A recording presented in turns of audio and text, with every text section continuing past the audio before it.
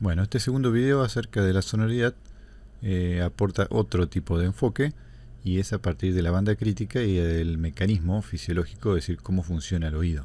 Las otras eran teorías cuando no se conocía cómo funcionaba el oído, pero una vez que se conoció el oído, entonces podemos entenderlo desde ese punto de vista. Bueno, si recuerdan, al comienzo habíamos visto cómo funcionaba la cóclea, y la cóclea tenía la membrana basilar, y la membrana basilar que se está acá en el corte, cada vez que se movía hacia arriba, por ejemplo en la cresta de una onda, flexionaba las células ciliadas, y cada vez que se movía hacia abajo, en el valle de la onda, la flexionaba hacia el lado contrario. Y este movimiento de inclinación hacia un lado y hacia el otro producía una carga y una descarga de una tensión eléctrica, generando un pulso nervioso, que es lo que veíamos en este gráfico. Este gráfico nos mostraba el nivel en voltaje en milivoltios del impulso nervioso, y a su vez nos mostraba el tiempo que tardaba. De este gráfico hemos sacado la conclusión de que el pulso nervioso necesitaba un tiempo de al menos 1 milisegundo. Ahora este gráfico nos sirve para entender de que ese pulso tiene una sola forma eléctrica, es un solo nivel, es decir, se emite el pulso o no se emite. Es una información del tipo binaria. Entonces, en este impulso eléctrico no nos puede dar la intensidad del sonido. La intensidad del sonido va a estar dada por la cantidad de impulsos que se generen. Acá hay una foto de la membrana basilar y vemos la cantidad de células ciliadas que hay. Esas 3 hileras son las 3 hileras que veíamos de perfil en este primer gráfico. Hay esas 3 hileras. Cada vez que la membrana basilar se flexiona, activa algunas células ciliadas, no siempre todas. Cuanto mayor es la flexión, mayor cantidad de células ciliadas activadas, y viceversa. Entonces, de esa forma, según la cantidad de células ciliadas activadas, el cerebro interpreta el nivel de intensidad sonora. En este gráfico también podemos ver que hacia un lado estarían las células ciliadas correspondientes a una frecuencia, podrían ser las agudas, y hacia el otro estarían las células ciliadas correspondientes a frecuencias más graves. Cuando se estudió el ancho de la banda crítica, se propusieron 2 unidades. Estaba el BARC y estaba el RB, que se asoció a una medida particular de la membrana basilar. Es decir, cada banda crítica debería corresponder a una longitud determinada dentro de la membrana basilar, y se calculó que sería más o menos de 0,89 milímetros, en donde cabrían más o menos 850 células ciliadas. La mínima cantidad de células ciliadas que podemos activar es con una sinusoide, es decir, un espectro simple, un solo tono. Y ese solo tono entonces puede activar hasta 850 células, y después vamos a ver que incluso se puede ensanchar un poco. Bueno, ahora ya entendiendo cómo el oído mide la sonoridad, vamos a hacer una experiencia para ver las respuestas que dieron estos descubrimientos a la medida de la percepción. Vamos a escuchar un par de pendientes así de sonoridad, crescendos, digamos. Vamos a escucharla 3 veces cada una, y tienen que analizar cuál les suena más constante en la subida. Es decir, cuál de ellas avanza a pasos siempre iguales en sonoridad y tiempo. Entonces la escuchamos 3 veces cada una, si van analizando y memorizando la cadencia, por así decirlo. Bueno, ahí va.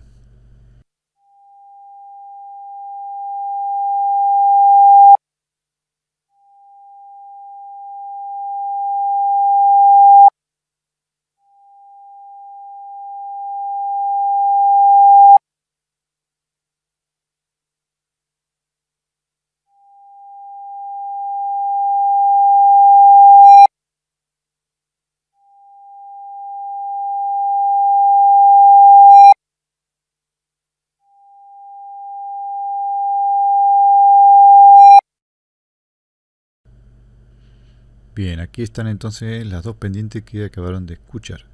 Esta es la primera y corresponde a los decibeles, es decir, un aumento constante en decibeles. Y esta es la segunda, que corresponde a la escala de Sones, que es lo nuevo que vamos a ver ahora. Teóricamente, si funcionó bien la experiencia, deberían haber escuchado como más constante la escala de Sones. Aunque si escucharon con bajo volumen, puede ser que hayan percibido la de decibeles como más constante. Bueno, ahora vamos a ver en detalle de qué se trata esta segunda escala, la de Sones, que sería un perfeccionamiento de la escala perceptual de sonoridad. Bueno, aquí están los sones. Como podrán ver, pertenece a una nueva ley. Es la ley de potencia Steven. Antes teníamos los decibeles que provenían, o en concordancia, digamos, con la ley de Weber-Fechner.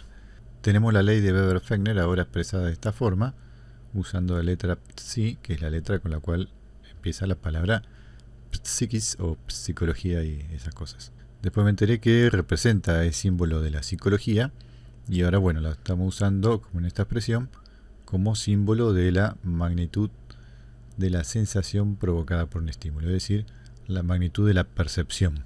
Entonces, como habíamos dicho antes, la diferencia de dos estímulos perceptivos corresponden a la proporción entre dos magnitudes físicas. Esa era la fracción de Weber.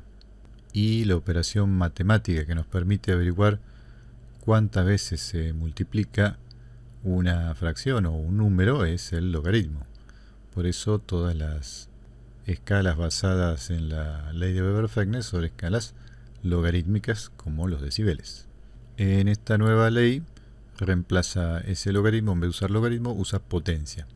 Así que la ley de Weber-Fechner sería la ley logarítmica, mientras que esta nueva ley es la ley de potencia, en donde la relación entre estímulo perceptivo y magnitud física es la que está aquí.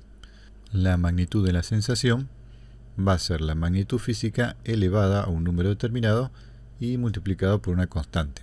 En este sentido es una ley más flexible, ya que tiene dos variables que se adaptan y se define según el tipo de experiencia sensorial que se esté midiendo. Si estoy midiendo la sensación de volumen, va a tener un valor.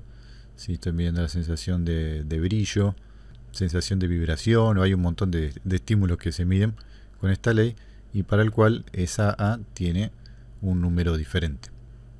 Bueno, ahora sí, directamente yendo a la ley de potencia aplicada a la intensidad sonora, aparece la unidad que se llama son. Y esa unidad usa entonces la ley de potencia, en donde el exponente vale 0,3. La K, que era la constante para ajustar según las unidades de medida que se utilicen, en este caso va a valer 1, así que la vamos a descartar y nos va a quedar I elevado a la 0,3. Otro detalle importante de esta unidad, el som, es que empieza a partir de los 40 fones. Con los 40 fones van a ser igual a un som. Como dice aquí la tabla, 40 sones es un fon. Que para poder relacionarlo con los decibeles, para 1000 Hz, esos 40 fones van a ser 40 dB. Si recuerdan, los decibeles en los 1000 Hz son iguales a los fones. O viceversa, los fones son iguales a los dB en 1000 Hz. Entonces tenemos que tomar la I, que sería la intensidad sonora. Entonces de los fones que son decibeles, extraemos la intensidad sonora. Esto que tenemos acá es la inversa de la fórmula de los decibeles. Los decibeles eran logaritmo de 10, la inversa sería la potencia de base 10. Entonces 10 elevado a la cantidad de decibeles sería acá, pero ponemos los fones menos 40 para empezar la escala justamente desde 40 fones, dividido 10, que era el factor que teníamos ante el logaritmo, que era 10 por el logaritmo de la relación de las potencias. Entonces todo esto sería la I elevado a la 0,3, como dice en la fórmula. Pero resulta que 0,3 se redondea no sé quién fue primero, si fue 0,3 o logaritmo de 2, pero logaritmo 2 es 0,3 y sigue su número. Entonces, reemplazando el 0,3 por logaritmo de 2 en base 10, podemos cancelar el logaritmo y la potencia, que son los inversos, y nos queda esta fórmula más sencillita. Entonces el son sería 2 elevado a la cantidad de fones menos 40 dividido 10. Entonces, por ejemplo, para 50 fones nos va a dar 50 menos 40 va a ser 10. 10 dividido 10 da 1, entonces va a ser 2 a la 1, que es 2. Después, subiendo de 10, 60 va a ser 60 menos 40, 20. 20 dividido 10 va a ser 2, entonces 2 a la 2. Para 70 va a ser 2 a la 3, queda 8. 80, 2 a la 4 y así. Entonces, si lo comparamos en una escala lineal de fones, los sones nos quedan en una progresión que equivale a la potencia de 2. 2 a la 0, a la 1, a la 2, a la 3. Y para abajo, siguiendo esa relación, 30 debería ser medio son, 20 debería ser un cuarto, 10 debería ser un octavo, y así. Pero, en realidad, por un ajuste que hicieron, para los valores debajo de 40, no se utiliza la misma fórmula, sino que se utiliza esta fórmula. Cuando el son es menos que 1, o los fones son menos que 40, entonces se utiliza esta fórmula, por la cual se desvían un poquito los valores. Pero bueno, esto es simplemente una función matemática que se encontró para reconstruir esa curva que se armó finalmente como una experiencia psicoacústica. Así que lo más importante es entender esa curva desde la experiencia psicoacústica. Así que vamos a hacerle un segundo análisis al gráfico que ya habíamos visto. Este gráfico precisamente en donde podemos ver cómo sube en amplitud cada una de las curvas, la de decibeles y la de sones. La de decibeles seguía la regla de la fracción de Weber, es decir, a cada escalón le correspondía una misma fracción, había una misma proporción de subida. Supongamos, por así decirlo, que aquí sube un 1%, en esta misma duración, en cualquier otro lugar, también va a ser el 1% de la señal, con la que empieza, con la que termina. Entonces siempre sube en la misma fracción. Si comparamos los sones con esa fracción, vamos a ver que al comienzo los sones están creciendo más rápido que los decibeles. Por lo tanto, acá tenemos una fracción, por así decirlo, más grande. En cambio, si nos vamos al final, vemos que es al revés. Acá tenemos una fracción más pequeña porque sube más lento de lo que suben los decibeles. Desde el punto de vista de la ley de Weber, están cambiando la fracción. Tienen pasos más grandes al comienzo y pasos más chiquitos al final. Dicho de otra forma, podemos decir que tenemos menos sensibilidad al comienzo y más sensibilidad a los cambios en la zona de las intensidades más altas. Bien, y en este gráfico podemos volver a interpretar eso que recién hablábamos como la variación de la fracción de Weber. Este es otro estudio en el cual se trata de determinar cuál es el DAP, es decir, la diferencia apenas perceptible, la mínima diferencia perceptible, según las frecuencias y según los niveles de sonoridad. Entonces vemos que, por ejemplo, para 1 kHz, en sonoridades muy bajas, como por ejemplo 20 dB, necesitamos un cambio de al menos 1,5 decibeles para notar una diferencia. En cambio, a medida que aumentamos la sonoridad, ese DAP se hace cada vez más pequeño, llegando, qué sé yo, a 0,6 dB o 7 dB para 90 decibeles.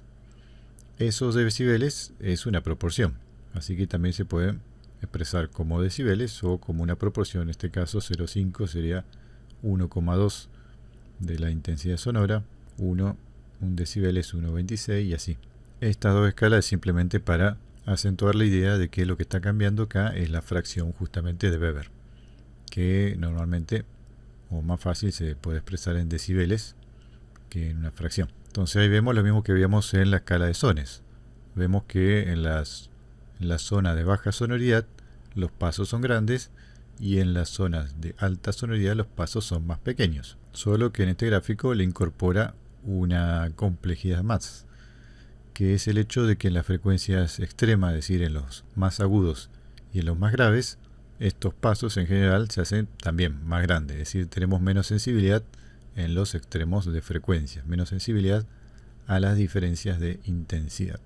Bien, y para concluir la explicación de los sones, esa variación en la sensibilidad con respecto a las sonoridades bajas y las altas se puede explicar entonces por el ensanchamiento de la zona de la membrana basilar con respecto a la sonoridad. Cuanto más fuerte suena un sonido, el área de la membrana basilar que pone en movimiento es cada vez más ancha, es decir, pone en movimiento más células ciliadas, no solo las que están dentro de la misma banda, sino abarcando bandas laterales. Entonces, esas nuevas células ciliadas que aparecen activadas en las bandas laterales son las que nos dan más precisión a la hora de discriminar intensidades en la zona de intensidades altas. Esto explica entonces por qué los sones tienen pasos más pequeños en las intensidades altas y pasos más grandes en las intensidades bajas. Bien, ahora vamos a otra experiencia psicoacústica que tiene un poco que ver con esta cuestión del ensanchamiento de las bandas. Ahora van a escuchar dos sonidos. Como pueden ver, claramente están modulados en intensidad, aunque no sabemos qué pasa con respecto a la onda, de la frecuencia y el espectro. El primero está centrado en una banda de 100 Hz y el segundo está centrado en una banda de 8000 Hz. Así que tengan cuidado con los niveles de intensidad, porque este 8000, bueno, puede ser bastante molesto. Tampoco lo pongan excesivamente bajito al volumen, porque justamente en esta experiencia es importante esa variación de volumen. Y la tarea en esta ocasión entonces consiste en prestar atención en cómo varía o no la sensación de altura. Las opciones que tienen son tres: percibir que la altura no varía, percibir que la altura sube con la intensidad o que la altura baja con la intensidad. Cualquiera de estas opciones puede ser diferente en tanto en el primer sonido como en el segundo. Bueno, presten atención, cuiden el volumen primero si quieren escucharlo un poco para definir un poco la intensidad del sonido, y después escúchenlo detalladamente para ver qué sucede con la altura.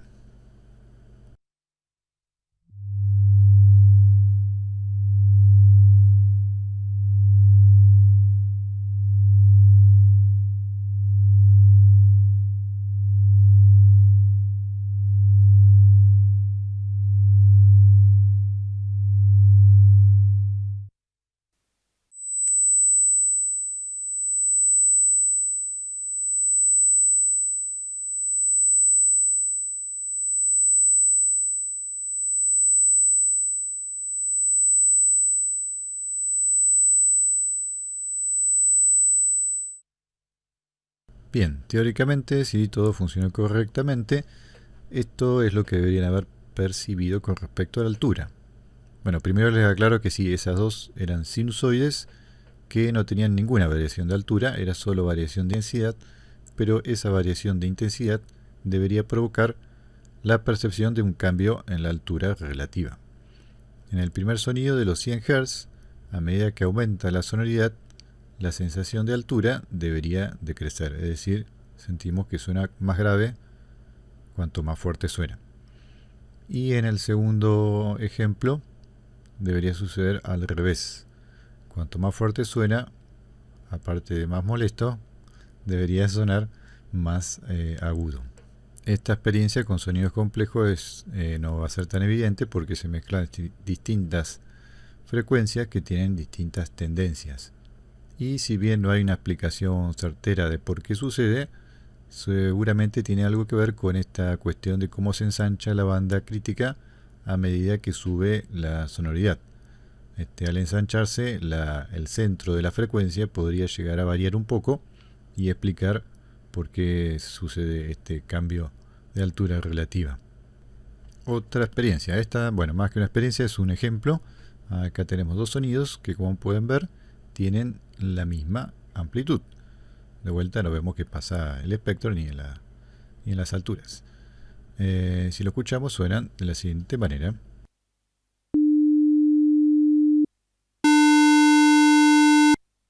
Bueno, como pudieron apreciar, a pesar de tener la misma amplitud, suena con una sonoridad bastante diferente. La primera era una onda sinusoidal y la segunda es una onda cuadrada. Ahora sí, conociendo sus espectros, podemos empezar a deducir, a pensar por qué justamente la cuadrada suena más fuerte que la sinusoide. Las respuestas podrían ser varias. Una, pensar en el valor RMS, en el valor eficaz, que vendría a ser una especie de media de la onda. Media en realidad sería la presión de la media de las potencias de la onda. Una onda cuadrada está siempre al palo, está siempre en la máxima amplitud, y el RMS resulta ser el mismo valor de la amplitud. En cambio, el RMS de la sinusoide, es decir, la media de sus valores, es la amplitud dividido la raíz cuadrada de 2, es decir, obviamente un valor menor a la amplitud. Esa sería una explicación. La onda cuadrada tiene más energía que la sinusoide. Otra explicación sería pensar en esta cuestión de cómo suena chillona, digamos, suena estridente, es porque tiene armónicos en frecuencias altas. Y esos armónicos tienen más sonoridad porque somos más sensibles. Ese sería un criterio a partir de la frecuencia, que es lo que veíamos en los fones y en las curvas isofónicas. Y finalmente podremos hacer un razonamiento teniendo en cuenta lo último que acabamos de ver con respecto a la membrana basilar. La sinusoide mueve una región pequeña de la membrana basilar, mientras que la onda cuadrada con sus armónicos mueve distintas zonas, es decir, mueve más parte de la membrana basilar, entonces está generando una sonoridad mucho mayor. Ese sería un criterio según la banda crítica que estaría relacionado con los sones. Pues bien, esos tres criterios son importantes y son todo lo que se tienen en cuenta a la hora de medir una sonoridad total. Si queremos medir la sonoridad completa de un espectro, como por ejemplo es la onda cuadrada, vamos a tener en cuenta cada uno de esos criterios que vimos en la pantalla anterior. Entonces, para definir o medir la sonoridad completa, tendríamos que seguir los siguientes pasos. El primero es agrupar los componentes espectrales por banda crítica. Eso lo haríamos usando la escala de Barks, convirtiendo cada una de las frecuencias a Barks y analizando que entre componente y componente haya una distancia menor a un bark. Todas estas superan la distancia de un bark y acá al final encontramos dos que están a menos de un bark, por lo tanto están dentro de una misma banda crítica, y en tal caso entonces lo que tenemos que hacer es sumar los RMS de esos dos componentes. El tercer paso es convertir todos esos valores de decibeles que tenemos aquí a fones, usando la gráfica de las curvas isofónicas. Para los últimos dos componentes que habíamos agrupado vamos a utilizar solamente el valor de la suma. Esos RMS en decibeles junto al promedio de las dos frecuencias los buscamos en la gráfica de las curvas isofónicas y lo convertimos en fones. Para el resto de los componentes simplemente la frecuencia y sus decibeles los utilizamos en la tabla de la curva isofónica para convertirlo en fones. A simple vista podemos apreciar que la mayoría de las frecuencias tienen en fones sonoridades menores a los decibeles porque en la región de las frecuencias graves tenemos menos sensibilidad y esto cambia cuando llegamos a los 1000 Hz en donde los decibeles son iguales a los fones. Subimos de altura y vuelve a pasar lo mismo que pasaba con los sonidos de baja frecuencia. Tenemos sonoridades un poco menores a los decibeles. Después convertimos estos fones a sones con la fórmula esa que ya habíamos visto y finalmente se suman todos estos sones, que es una propiedad particular que después vamos a analizar. Pero ya de entrada podemos decir que la propiedad que nos permite sumar los sones es que es una escala más lineal que la de los decibeles. La de los decibeles, si recuerdan, la curva era bastante pronunciada, en cambio en los sones era un poco más lineal, se estaba acercando a una cuerda tensa. Bien, ahora algunos detalles con respecto a algunos de esos pasos que mencioné rápidamente. Primero, el agrupamiento por banda crítica. Estos últimos dos componentes obviamente tienen una diferencia de menos de una banda crítica que es exactamente 0,78 bark. 12.3 menos 11.52 da esa diferencia. Pero en los dos anteriores también hay una diferencia menor a una banda crítica, un poquito menos, pero igual es menos que una banda crítica. Entonces, ¿por qué no sumé, no agrupé esos dos también? Si yo sumara los tres juntos, entre los tres, van a abarcar más de una banda crítica y algo.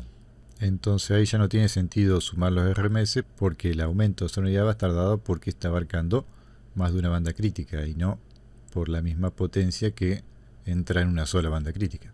Entonces, cada vez que agrupamos componentes para sumar sus valores RMS, todos esos componentes tienen que estar dentro de una misma banda crítica. Si hubiese un tercer componente que estaba acá a la mitad y valía, qué sé yo, 11,8, entonces ahí sí sumo los tres componentes porque todos juntos están todavía dentro de una misma banda crítica. En este caso entonces no conviene sumarlos, más que haya tenido una diferencia un poco menor. A lo sumo, si se hubiese dado el caso que entre estos dos era menor la distancia de 1, entonces podría haber sumado estos dos y de esa forma entraban dentro de la suma de los RMS. Bien, otro detalle, la cuestión de la suma de los RMS. El RMS, bueno, a mí también me costó entenderlo y tiene una sigla un poco rebuscada, media extraña, porque es root mean square, es decir, la raíz cuadrada de la media de las potencias. Es como medio que pinto y despinto, ¿no? Porque está la raíz, pero está la potencia, hay algo como que se cancela. Eso suena medio extraño. La media cuadrática es porque estamos sumando los valores al cuadrado, es decir, al convertirlos al cuadrado, lo estamos convirtiendo en potencia. Entonces la media cuadrática en realidad es la media de la potencia simplemente. Y la raíz cuadrada es para convertir esa potencia en tensión o lo equivalente en el sonido en presión. Entonces básicamente es la presión de la media de las potencias. Como sabrán, los decibeles no se suman directamente, no, la suma de decibeles no da la sonoridad en decibeles total, sino que hay que sumar o sus intensidades o sus presiones. Como el RMS es la presión de la media de la potencia, vamos a usar la fórmula de la presión. Esto es lo que habíamos visto anteriormente con los sones, en la inversa del logaritmo es 10 elevado a la cantidad de decibeles dividido el factor que usábamos en la fórmula, que para los decibeles de presión es 20. Entonces toda esta formulita sería la presión de los 47 decibeles. A esta presión la dividimos por la raíz cuadrada de 2, con el cual nos da el valor RMS. Entonces acá tenemos el RMS para 47 dB y acá tenemos el RMS para los 45 dB. Ahora sí lo podemos sumar y nos va a dar la presión RMS total. Luego esa presión la volvemos a convertir en decibeles SPL usando la fórmula de los decibeles SPL y nos da este valor 49,06, apenas 2 decibeles más por encima del sonido más fuerte. Bien, el otro punto para aclarar es el último, el de la suma de los sones. Los sones hemos dicho que ahí los sumamos todos directamente, aunque en realidad esa posibilidad no es del todo cierta en todas las situaciones. Acá vemos un gráfico que nos muestra en qué situación se pueden sumar perfectamente los sones. Tenemos dos señales, cada una de 13 sones, que corresponderían a 77 fones. Esta curva nos muestra justamente la sonoridad resultante y fíjense que más o menos a esta altura la curva nos da 26, que sería la suma de 13 más 13. Pero en otras situaciones vemos que la resultante es un poco menor. Esas otras situaciones están definidas o determinadas por la distancia en frecuencia que haya entre las dos señales. En este caso no es una escala de banda críticas, que hubiese sido lo más adecuado, sino una escala de un doceavo octava, es decir, un semitono. Podrían haber puesto semitonos, pero se ve que no los conocían.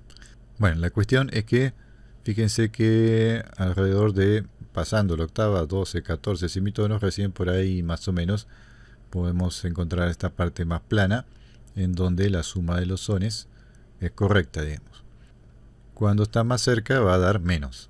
Eso es porque, como vemos acá, 77 fones va a mover un área de la membrana basilar bastante ancha. Entonces, cuando estén más cerca, se van a solapar, van a compartir una misma banda crítica, es decir, no van a aportar más sonoridad. En cambio, cuando están muy separados, cada uno activa su propia banda crítica, haciendo que sea razonable entonces sumar los sones. Esta curva también va a cambiar según la sonoridad. Por eso puse los 77 fones. Con 77 fones, como la banda se va a ensanchar demasiado, van a tener que separarse mucho para poder estar completamente separadas a nivel de bandas críticas. En cambio, con sonoridades menores, seguramente esta curva se va a cortar y va a empezar a ser plana un poco más antes, digamos. No vamos a necesitar diferencias tan grandes de frecuencia. Bueno, para este tipo de corrección, hasta donde sé, no hay ningún cálculo ni método, así que lo usual es sumar simplemente los sones, sabiendo que probablemente obtengamos una sonoridad un poco más elevada de lo que debería ser. Bien, y eso es todo entonces para esta segunda parte de la sonoridad acerca de la banda crítica.